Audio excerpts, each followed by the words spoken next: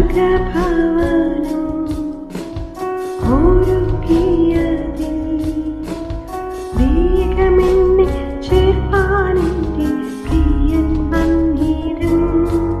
ആ നല്ല നാളിനാ കാത്തിരുന്നെൻ സ്നേഹമെന്നിൽ ദിനം തോറും വർദ്ധിച്ചിടുന്നേ. സുഭാഷിതം. ഇങ്ങനെ ചെയ്താൽ നിങ്ങൾ ഒരു നാളും ഇടറിപ്പോകാതെ നമ്മുടെ കർത്താവും രക്ഷിതാവുമായ യേശുക്രിസ്തുവിന്റെ നിത്യരാജ്യത്തിലേക്കുള്ള പ്രവേശനം ധാരാളമായി പ്രാപിക്കും.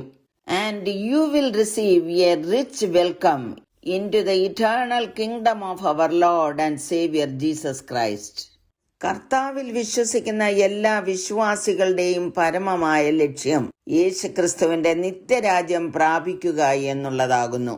അത് എങ്ങനെ സാധിക്കും എന്നുള്ള കാര്യങ്ങളാണ് 2 പത്രോസ് 1 അധ്യായത്തിന്റെ 3 മുതൽ 11 വരെയുള്ള വാക്യങ്ങളിൽ എഴുതിയിരിക്കുന്നത്.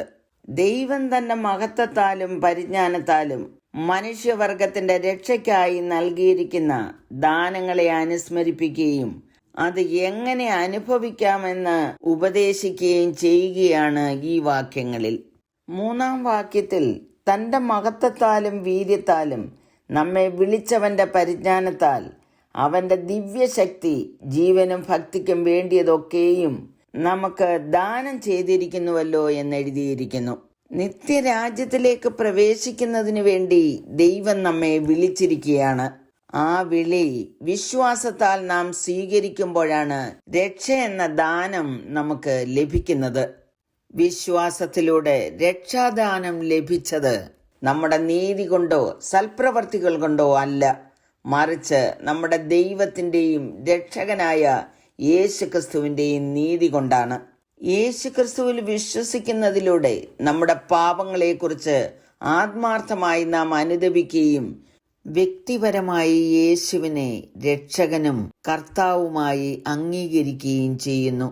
ദൈവത്തിന്റെ കൃപയാൽ നാം ദൈവമക്കളാകുമ്പോൾ അവിടുത്തെ ദിവ്യശക്തി ജീവനും ഭക്തിക്കും വേണ്ടിയതൊക്കെയും നമുക്ക് ദാനം ചെയ്യുന്നു. ദൈവം നമുക്ക് നൽകിയ ദാനങ്ങളെക്കുറിച്ച് ചിന്തിക്കുമ്പോൾ നിത്യജീവൻ പ്രാപിക്കുവാൻ യേശു രക്ഷകനെ നമുക്ക് തന്നു. പത്രോസ് പറഞ്ഞത്, നിങ്ങൾ മാനസാന്തരപ്പെട്ട് നിങ്ങളുടെ പാപങ്ങളുടെ മോചനത്തിനായി ഓരോരുത്തൻ യേശുക്രിസ്തുവിന്റെ നാമത്തിൽ സ്നാനമേൽപ്പീൻ, എന്നാൽ പരിശുദ്ധാത്മാവ് എന്ന ദാനം ലഭിക്കും. ദൈവത്തിന്റെ വചനമെന്ന ദാനം നിനക്ക് സമീപമായി നിന്റെ വായിലും നിന്റെ ഹൃദയത്തിലും ഇരിക്കുന്നു. ദൈവം നമുക്ക് നൽകിയ വിശ്വാസം, നിത്യജീവൻ, സഭ, നിങ്ങൾക്ക് വേണ്ടി സ്വർഗത്തിൽ സൂക്ഷിച്ചിരിക്കുന്ന ക്ഷയം, മാലിന്യം, വാട്ടം എന്നിവ ഇല്ലാത്തതുമായ അവകാശം, ഇവ പ്രാപിച്ചെടുക്കുവാൻ എന്ത് ചെയ്യണമെന്ന് 5 മുതൽ 7 വരെയുള്ള വാക്യങ്ങളിൽ കാണുന്നു. അത് നിമിത്തം തന്നെ നിങ്ങൾ സകല ഉത്സാഹവും കഴിച്ച് നിങ്ങളുടെ വിശ്വാസത്തോട് വീര്യവും, വീര്യത്തോട് പരിജ്ഞാനവും, പരിജ്ഞാനത്തോട് ഇന്ദ്രിയജയവും, ഇന്ദ്രിയജയത്തോട് സ്ഥിരതയും, സ്ഥിരതയോട് ഭക്തിയും, ഭക്തിയോട് സഹോദരപ്രീതിയും, സഹോദരപ്രീതിയോട് സ്നേഹവും കൂട്ടിക്കൊള്ളുവീൻ. ക്രിസ്തീയ ജീവിതം വിശ്വാസമാകുന്ന അടിത്തറയിൽ ഉയർത്തപ്പെടുന്ന ഒരു 7 നില കെട്ടിടത്തോട് ഉപമിക്കാം. 7ാം നില സ്നേഹം. 7 നിലയിലും ദൈവത്തോടുള്ള സ്നേഹം വർദ്ധിച്ചു വരുന്നത് കൊണ്ട് ലോകത്തിൻ മോഹത്താലുള്ള നാശം വിട്ടൊഴിഞ്ഞ് കർത്താവിന്റെ ദിവ്യ സ്വഭാവത്തിന് കൂട്ടാളികളായി തീരുവാനിടയാകും. മാത്രമല്ല, നമ്മുടെ കർത്താവിന്റെ നിത്യരാജ്യത്തിലേക്കുള്ള പ്രവേശനം ധാരാളമായി പ്രാപിക്കുകയും ചെയ്യും.